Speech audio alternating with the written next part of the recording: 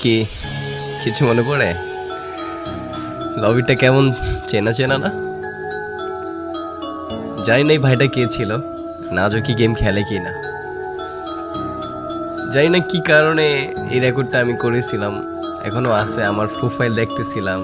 হয়তো বা এই দিনটার কারণেই যে একদিনে আমার এই ভিডিওটা দেখবো, প্রোফাইলটাকে দেখবো, হয়তো বা তার কারণে আমি সেই প্রোফাইলটাকে গাইস দেখছিলাম, তারপরে রেকর্ডটা করছিলাম।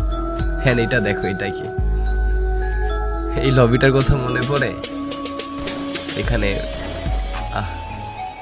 দেখো প্লেয়ারগুলাকে, দেখো কি সব ডিস পরে আসে। কেউ কি কারোর লোল মারতেছে এখানে? দেখো তো, সবাই নিজের মতো দুষ্টামি ফাইজলামি লাফালাফি করতেছে। আর এখনকার লবিতে যদি দেখে একটা প্লেয়ার ভালো ড্রেস আপ পরা, ভালো লেভেল বা গেম মাস্টার প্লেয়ার বা হোক সেটা ভিভেজ, কখন তারে লুল মারবে, কখন তারে ইনসাল্ট করবে, অপমান করবে, বা কখন বলবে যে শালা বটের বাচ্চা খেলবি 1v1। বাট তার থেকে কিন্তু দেখা যায় মানে যারে সে অপমান করতেছে বা কিছু বলতেছে তারই লেভেল হয়তো বা বেশি। এইসব দেখার পরেও বলবে এই বড়ের বাচ্চা কাস্টম খেলবি।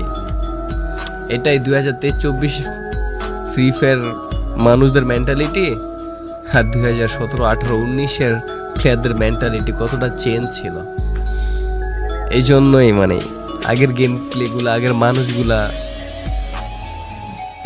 কথা ভাই দেখলি বা স্মৃতিগুলো দেখলি, মনে পড়লেই মনের ভিতরে জানি কেমন একটা শান্তি শান্তি লাগে। তো এখানে ভাইটার নিয়ে আমি ডুয়ে স্টার ম্যাচ খেলতেছিলাম।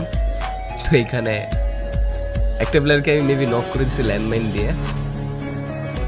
ওকে দেখো আমার পিসি ল্যাগ দিছে। এই পিসিটা যে খেলতেছি না, এটা মাত্র আমার 26,000 নাকি 25,000 টাকার একটা পিসি ছিল। 2018-17তেই আমি কিন্তু এটা সিজন 3 আইডি, তখন থেকে আমি ব্লু স্টেকে খেলি। আর এখন মানে মাঝে মাঝে ম্যাচ খেলে যদি মরে যাই না, লাইভে থাকা অবস্থায় একজন আরেকজন মানে বলে বট খেলতে পারে না, কি করে তোর বিবেচ কে দিছে, মানে এরকম কথা। হায় রে, এই ফ্রি ফায়ার ভিতরে যে কত স্মৃতি আছে ভাই আমার।